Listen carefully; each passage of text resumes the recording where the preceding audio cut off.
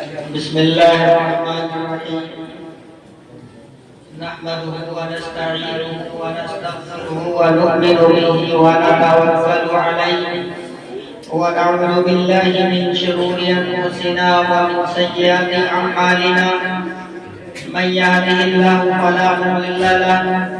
ومن يضلل فلا هادي له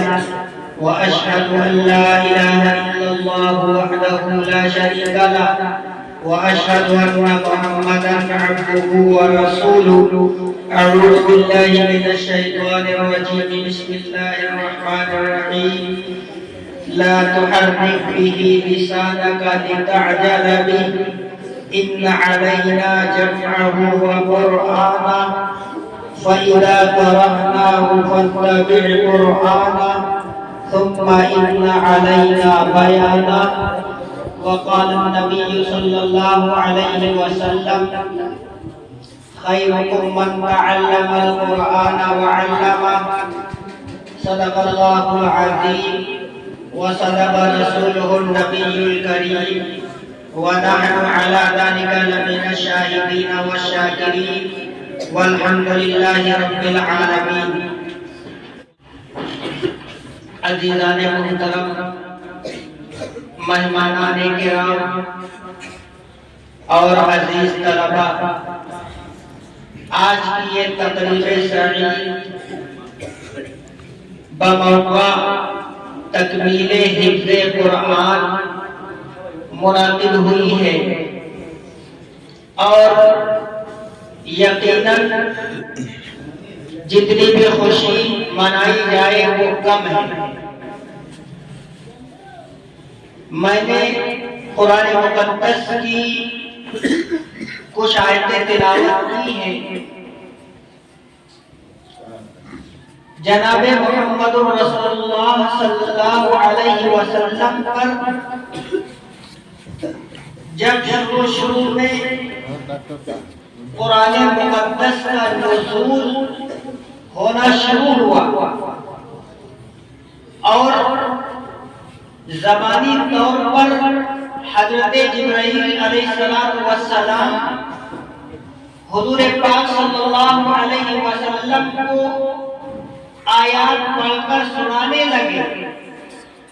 تو اللہ کے نبی صلی اللہ علیہ وسلم کو تین چیزوں کے تعلق سے بڑی فکر ہوئی. آپ متفکر ہوئے کہ یہ قرآن مقدس نہ تو تحریری شکل میں ہے اور نہ یہ تبارکی جس طریقے سے تورات کو اللہ تبارک و تعالی نے حضرت موسیٰ علیہ السلام پر یک بارکی ان کو عطا فرمایا تھا. اس نوعیت سے یہ قرآن پاک ہمارے پاس اللہ نے ہم کو عطا نہیں کی ہے. تو آپ کو فکر یہ ہوئی کہ یہ قرآن ہم اس کو کس طرح سے محفوظ کریں جو نہ تو کتابی شکل میں ہے نہ تو کہیں لکھا ہوا ہے. صرف حضرت جبرائیل علیہ السلام زبانی طور پر سنا دیتے ہیں. تو آپ کو فکر ہوئی کہ اللہ یہ قرآن کہیں اس میں کمی بیشی نہ ہو جائے، کہیں زبر زیر کا فرق نہ ہو جائے. ہم اس قرآن کو کیسے محفوظ کریں؟ ایک تو اس بات کی فکر ہوئی. دوسری فکر نبی پاک صلی اللہ علیہ وسلم کو یہ ہوئی کہ یہ قرآن تو عرب کے اندر نازل ہو رہا ہے اور یہ عربی زبان میں ہے. یہاں تک تو ٹھیک ہے کہ میں عربی کلام کو جو اللہ نے نازل کیا ہے عرب والوں پر اور ان لوگوں پر جن کی زبان عربی ہے ان کے لیے پڑھنا آسان ہے، لیکن وہ لوگ جو عرب کے علاوہ ہیں جن کی زبانیں عربی نہیں ہیں وہ اس عربی کلام کو کیسے پڑھیں گے؟ ایک تو یہ فکر ہوئی اور تیسری فکر یہ ہوئی کہ اس قرآن کا جو مقصد ہے، اس کا جو معنی اور مفہوم ہے وہ کوئی میں صحابہ کرام کو اور صحابیات کو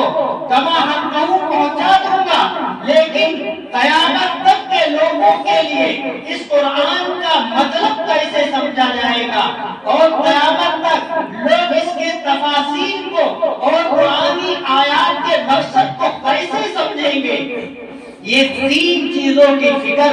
نبی پاک صلی اللہ علیہ وسلم کو ہو رہی تھی، تو اللہ تبارک و تعالی نے قرآن پاک کے اندر ارشاد فرمایا لا تحرک لسانک لتعجل بہ، اے نبی تم قرآن کو یاد کرنے کے لیے، قرآن کو محفوظ کرنے کے لیے جلد بازی میں اپنے آپ کو نہ ڈالیے۔ آپ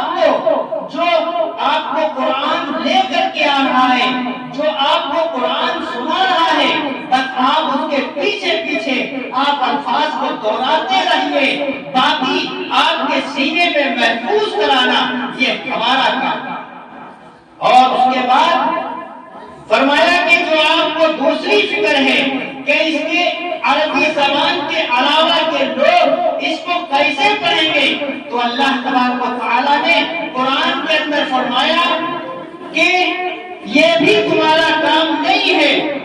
قرآن قیامت تک کے لیے جتنے بھی انسان ہیں، وہ انسان چاہے عربی ہو یا غیر عربی ہو، قرآن کو اسی طریقے سے پڑھیں گے جس طریقے سے اللہ نے قرآن کا نزول فرمایا ہے۔ اور ہم اور آپ سبھی دیکھتے ہیں دنیا کے اندر کتنے مدارس ہیں جہاں پر قرآن اسی تجوید کے ساتھ، اسی لہجے کے ساتھ، جس تجوید اور لہجے کے ساتھ حضرت جبریل علیہ السلام نے قرآن کو سنایا، اسی طریقے سے اللہ نے دنیا کے اندر ایک سے بڑھ کر نامور قاری قرآن کو پڑھنے والے پیدا کیے، اور آج تک اسی انداز میں قرآن کو پڑھا جاتا ہے۔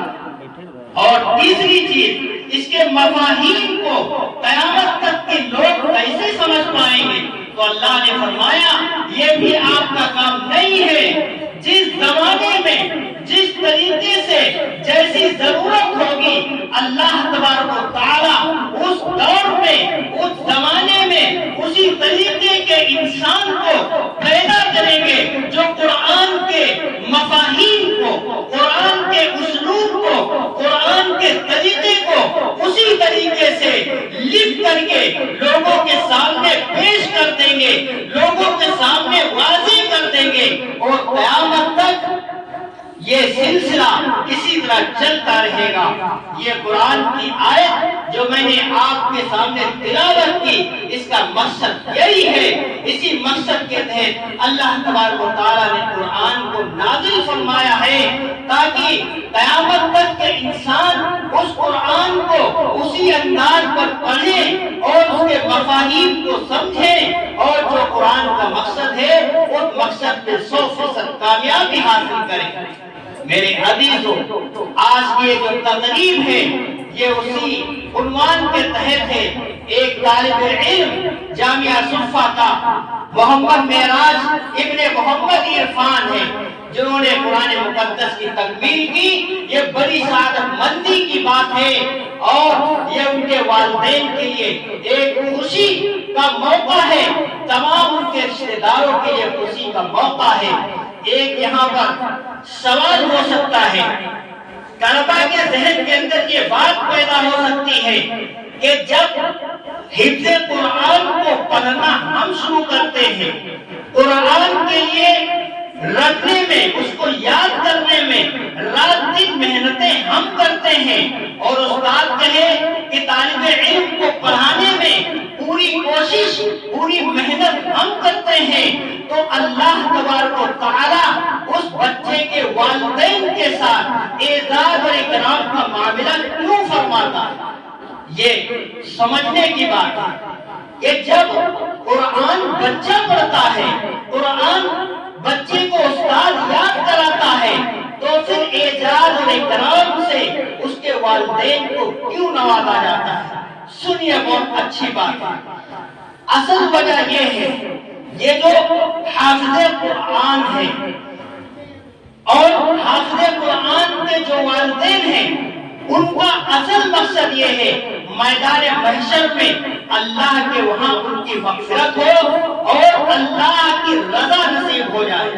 صرف اس مقصد کے تحت والدین اپنے بچے کو حافظ قرآن بناتے ہیں، اور یہ حافظ قرآن جو ہے اگر بظاہر دیکھا جائے تو سماج کے اندر صرف حافظ قرآن کی حافظ قرآن ہونے کی حیثیت سے کوئی عزت اور مقام نہیں ہے۔ اگر عالم دین ہے تو اس کا تو تھوڑا بہت ہے، لیکن حافظ قرآن کا بحیثیت حافظ ہونے کے سماج کے اندر کوئی اس کا مقام اور مرتبہ نہیں ہے۔ لیکن اس کے باوجود والدین اپنے بچے کو حافظ بناتے ہیں، اس کا مقصد یہی ہے کہ اللہ کی رضا حاصل ہو جائے، اللہ کے وہاں اس کی مغفرت ہو جائے۔ اسی لیے وہ اپنے بچوں کو سماج کو نہ دیکھتے ہوئے دینی مدارس کے اندر داخل کرتے ہیں۔ اس لیے اللہ تبارک و تعالی انعام کے طور پر، اعزاز کے طور پر نورانی ایک تاج عطا فرمائیں گے، اور ایسا تاج ہوگا جس کی روشنی سے تمام میدان محشر کے لوگ دیکھیں گے اور رش کریں گے۔ یہ کون خوش نصیب والدین ہیں جن کے سروں پر اللہ کی جانب سے یہ اعزاز اور اکرام کیا گیا ہے۔ اور دوسری وجہ ایک اور ہے، کوئی بھی بچہ ہو جب طالب علم ہوتا ہے، حفظ قرآن کرتا ہے، تو جہاں پر دوسرے لوگوں کے حفظ قرآن بنانے میں رول ہوتا ہے، اس میں سب سے زیادہ رول جو ہوتا ہے، سب سے زیادہ جو حق ہوتا ہے وہ والدین کا ہوتا ہے، بالخصوص والدہ کا۔ والدہ کی دعائیں اولاد کے حق میں رہتی ہیں۔ والدہ اپنی اولاد کے لیے کوشش کرتی ہے، جدوجہد کرتی ہے، تب اللہ تبارک و تعالی ان کے گھر کے اندر ایک حافظ قرآن پیدا کرتا ہے۔ واقعات پڑھیے آپ کو پتا چلے گا۔ ایک واقعہ لکھا کتاب کے اندر کہ حضرت امام بخاری علیہ الرحمہ، آپ لوگ نام جانتے ہوں گے، انہوں نے بخاری شریف کی جو سب سے اہم ترین حدیث کی اور مقبول اور اس سے زیادہ صحیح حدیث کے معاملے میں علماء نے اس سے زیادہ بہتر کوئی کتاب نہیں مانی ہے۔ ان کا واقعہ لکھا ہے کہ ان کا نام جو ہے، ان کا نام محمد تھا اور ان کے والد کا نام اسماعیل تھا، یعنی محمد ابن اسماعیل ان کا نام تھا۔ ان کی والدہ بہت نیک تھی، بہت نیک طبیعت تھی اور بہت ہی اللہ والی تھی، اور یہ اللہ سے دعائیں کیا کرتی تھی، یا اللہ میرا بچہ یہ جو محمد ہے، میں آپ سے دعا کرتی ہوں یا اللہ میرے اس بچے کو ولی بنا دینا اور حدیث کا سب سے بڑا عالم بنا دینا۔ یہ دعائیں کر رہی تھی، اور ابھی محمد 6 سال کے ہوئے تھے کہ اچانک ان کی آنکھ سے بینائی غائب ہو گئی۔ اللہ نے ان کی بصارت لے لی، لیکن جب ماں نے دیکھا یہ حال ہے تو اللہ سے دعائیں کرنے لگی اور اللہ سے کہنے لگی، یا اللہ تو جانتا ہے میں نے کتنی دعائیں کی تھی، میں نے کتنی منتیں مانی تھی کہ میں اپنی اولاد کو، اپنے اس بچے کو علم حدیث کا سب سے بڑا عالم بناؤں گا، حافظ حدیث بناؤں گا، لیکن تو نے تو بصارت لے لی ہے۔ یا اللہ تو میرے اس بچے کی بصارت کو واپس کر دے، اس کی روشنی کو لوٹا دے۔ ماں تھی، بہرحال ماں اللہ کی ذات سے مایوس نہیں ہوئی اور اللہ سے دعائیں کرتی رہی۔ ایک دن ماں تہجد کی نماز پڑھ کر کے اور فجر سے پہلے 10-15 منٹ سنت کے مطابق آرام کرنے کے لیے بستر پہ گئی اور نیند آ جاتی ہے۔ حضور پاک صلی اللہ علیہ وسلم کی زیارت ہوتی ہے اور اللہ کے نبی فرماتے ہیں کہ جا تیرے بچے کی بصارت واپس آ گئی ہے، اپنے بچے کو دیکھ لے، اللہ نے تیری دعا کو سن لیا ہے اور تیرے بچے کی بصارت کو واپس کر دیا ہے۔ چنانچہ ماں اٹھتی ہے اور جاتی ہے اور بیٹے کو جگاتی ہے، بیٹا محمد تو مجھے بتا میں تجھے دکھ رہی ہوں کہ نہیں دکھ رہی ہوں؟ بیٹا ماں کے گلے لگتا ہے اور کہتا ہے، ماں میں دیکھ رہا ہوں، میں تجھے دیکھ رہا ہوں۔ ماں کہتی کہتی ہے بیٹا اچھا بتا میں نے چادر کون سے رنگ کی اوڑھی ہوئی ہے، وہ اس کا رنگ بتاتا ہے، ماں گلے سے لگاتی ہے اور فوراً جاتی ہے اور اللہ کے دربار میں شکر کی نماز پڑھتی ہے اور کہتی ہے یا اللہ میں تیرا شکر کس طریقے سے ادا کروں۔ تو میرے عزیزوں، میرے معزز بزرگوں، بھائیوں، بچے کو بنانے میں، بچے کو سنوارنے میں سب سے اہم کردار اگر کوئی ادا کرتا ہے تو وہ ماں ہوتی ہے۔ اس لیے اللہ تبارک و تعالی حافظ قرآن کے طفیل میں اس کے والدین کو تاج عطا فرماتے ہیں کہ تم جو حافظ ہوئے ہو اس میں صرف تمہاری محنت نہیں ہے، اصل چیز تمہارے والدین ہیں، تمہاری ماں ہے جو ہر صبح و شام تمہارے لیے اللہ سے دعائیں کیا کرتی تھی۔ پھر وہ محمد ابن اسماعیل، اللہ نے ان کی دعا کو ایسا سنا کہ پائے درجے کے بزرگ اور عالم حدیث بنے۔ علماء کرام کا اتفاق ہے اس بات پر کہ علم حدیث میں جتنی مہارت محمد ابن اسماعیل کو ہے کسی بھی شخص کو علم حدیث کے معاملے میں اتنی مہارت اور قابلیت نہیں ہے۔ اور اس بات پر بھی اتفاق ہوا علماء کا کہ احادیث کی جتنی کتابیں ہیں ان تمام کتابوں کے اندر سب سے صحیح کتاب جو ہے، سب سے معتبر کتاب جو ہے وہ صحیح بخاری شریف ہے۔ وہ اصح الکتب بعد کتاب اللہ، فرمایا کہ کتاب اللہ کے بعد اگر سب سے زیادہ بھروسے مند، سب سے زیادہ مقبول اور معتبر کتاب ہے تو وہ بخاری شریف کی کتاب ہے۔ میرے عزیزوں، بچہ کوئی حافظ بنتا ہے، کوئی عالم بنتا ہے، یہ صرف اپنی محنت پر نہیں ہے، اس کے پیچھے اس کا سب سے بڑا کردار جو ہوتا ہے وہ اس کی ماں کا ہوتا ہے۔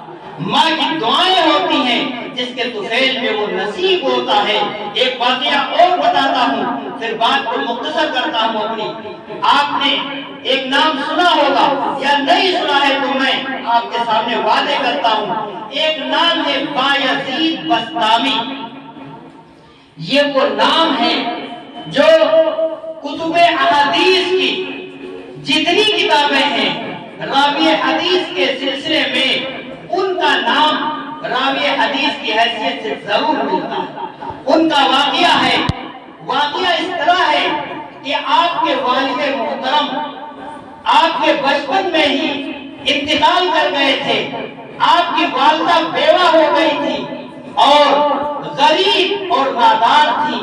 دوسروں کے گھروں میں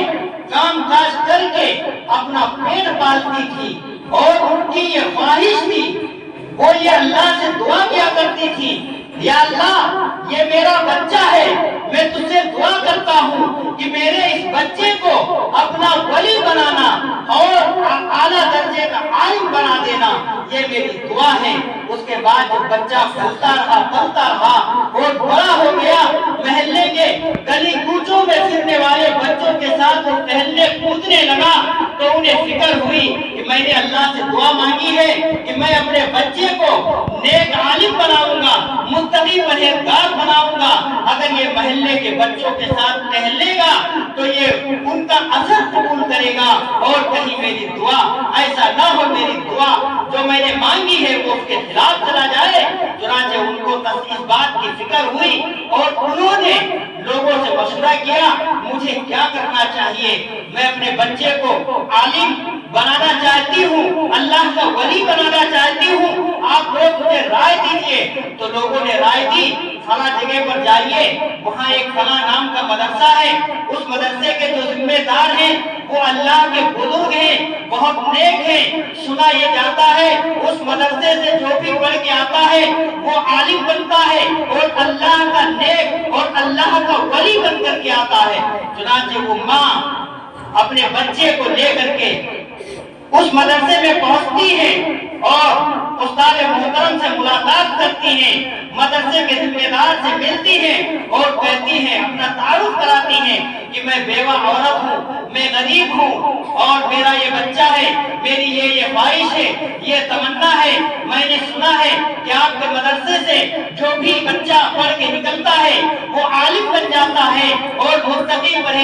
بن جاتا ہے، میں اپنے بچے کو آپ کے سپرد کرنے آئی ہوں تاکہ میرا بچہ جب مدرسے سے نکلے تو عالم بھی ہو، متقی بھی ہو، پرہیزگار بھی ہو، صوم و صلات کا پابند بھی ہو۔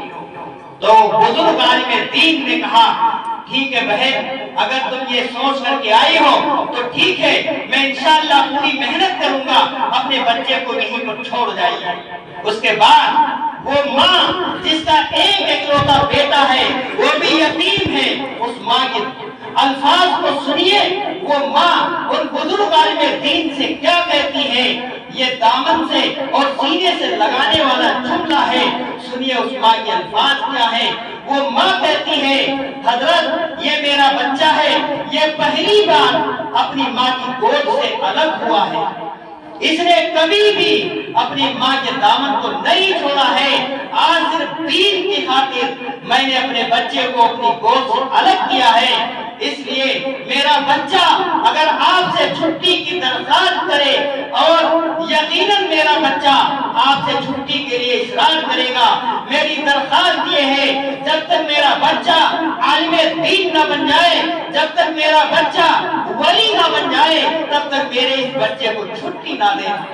بزرگ صاحب نے کہا ٹھیک ہے بھائی، انشاءاللہ میں ایسے کروں گا۔ کچھ عرصہ گزرا تھا، اس بچے کو ماں کی یاد آنے لگی، ماں کے لیے تڑپنے لگا اور کہا استاد محترم سے کہ حضرت میرا دل میری ماں کے پاس لگا ہوا ہے، مجھے چھٹی دے دیجیے، میں اپنی ماں کا دیدار کر کے آ جاؤں۔ تو استاد محترم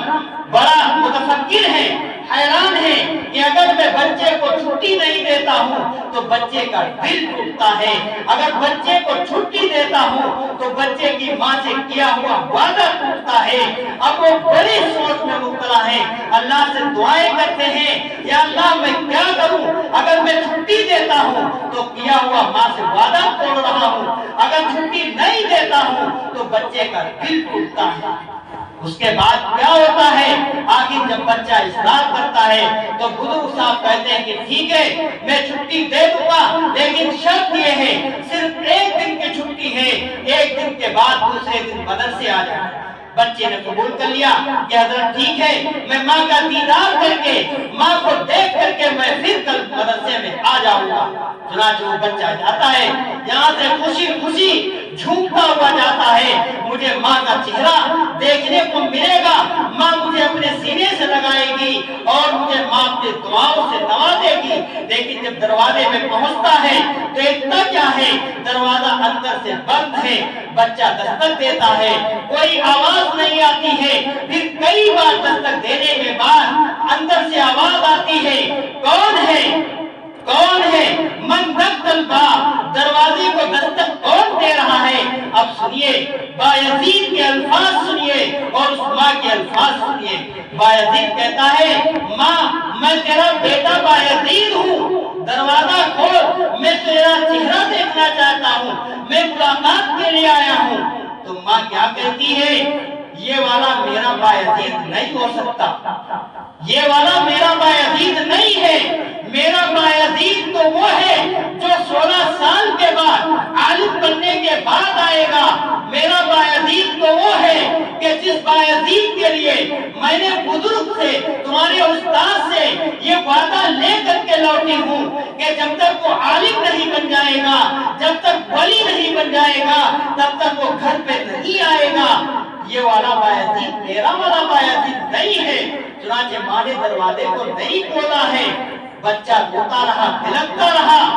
آخر کار جب ماں نے دروازے کو نہیں کھولا تو بچہ روتا ہوا چلاتا ہوا مدرسے آیا، استاد سے ملاقات ہوئی، استاد نے پوچھا بیٹا کیا بات ہے، بہت اداس ہو، ماجرا کیا ہے؟ تو تب بچے نے پورا واقعہ بتایا کہ میں گھر گیا، میری ماں نے دروازہ نہیں کھولا، میں اپنی ماں کا دیدار نہیں کر سکا۔ بچے کا جب چہرہ اٹھایا تو دیکھا استاد محترم نے بچے کی آنکھیں لال ہیں اور بچہ رو رہا ہے، تو استاد نے بچے کو گلے سے لگایا، اس کی پیشانی کو بوسہ دیا اور اس کے بعد اس بچے پر اتنی محنت کی کہ بچے نے کہا اے استاد محترم، اے حضرت، مجھے اور اس وقت تک چھٹی نہ دینا جب تک میں اپنی ماں کے ارمانوں کے مطابق نہ ہو جاؤں، جب تک میں اپنی ماں کے کیے ہوئے وعدے کے مطابق نہ ہو جاؤں تب تک مجھے چھٹی نہ دینا۔ چنانچہ 16 سال کے بعد وہ بچہ عالم دین بنتا ہے اور بزرگ بنتا ہے۔ جب 16 سال پورے ہوتے ہیں تو استاد محترم کو خواب کے اندر حضور پاک صلی اللہ علیہ وسلم کی زیارت ہوتی ہے۔ اللہ کے نبی فرماتے ہیں کہ جائیے آپ کی خدمت میں جو بچہ ہے اس بچے کو اللہ نے ولی کامل کا خطاب دے کر کے واپس کر دیا ہے، اس کو ولی کبریٰ سے نواز دیا ہے۔ اس بچے کو خوشخبری دے دو اور اس کو اس کی ماں کے پاس بھیج دو۔ اس بچے نے اپنی ماں کے ارمان کو پورا کر دیا ہے۔ جب اٹھتے ہیں، آنکھ کھلتی ہے استاد محترم کی تو دیکھتے ہیں یہ واقعہ ان کو یاد آتا ہے، تو بچے کو خوشخبری سنانے کے لیے جاتے ہیں۔ دیکھتے ہیں کمرہ بند ہے، بچہ تہجد پڑھ رہا ہے، استاد محترم دروازے پہ انتظار کر رہے ہیں۔ جب بچہ تہجد پڑھ کے باہر نکلتا ہے، بچے کو گلے سے لگاتے ہیں اور ان کو سناتے ہیں اب آپ جائیے، آپ کو اللہ نے آپ کی ماں کی دعا کے مطابق آپ کو عالم بھی بنا دیا ہے، ولی کامل بھی بنا دیا ہے۔ اب آپ اپنے گاؤں جائیے، اللہ آپ سے دین کا کام لینا چاہتا ہے۔ چنانچہ وہ بچہ بایزید بن کر کے اپنی ماں کے سامنے آتا ہے۔ یہ وہ بایزید بستامی ہے۔ ان کو بنانے کے اندر صرف اس بچے کی نہیں محنت تھی، بچے کے استاد کے ساتھ ساتھ اس کے والدین اور خاص طور سے اس کی ماں کی محنت تھی، اس کی ماں کی دعائیں تھی۔ اس لیے میرے وہ تمام طلبہ جو حفظ قرآن پڑھ رہے ہیں وہ یہ مت سوچے ہماری محنت ہے، استاد کی محنت ہے، یقیناً اس میں کوئی شک نہیں ہے، آپ کی بھی محنت ہے، آپ کے استاد کی بھی محنت ہے، لیکن سب سے زیادہ جو محنت ہے وہ آپ کے والدین کی ہے، بالخصوص آپ کی والدہ کی ہے، جن کی صبح و شام آپ کے لیے دعائیں ہیں۔ اس لیے میری درخواست ہے جو بچے حافظ قرآن ہوتے ہیں وہ دعاؤں میں اپنے والدین کو، اپنے رشتہ داروں کو بالخصوص ضرور یاد رکھیں اور کوشش کریں جو اللہ نے ذمہ داری دی ہے اس کو پورا کریں۔ قرآن کو ہمیشہ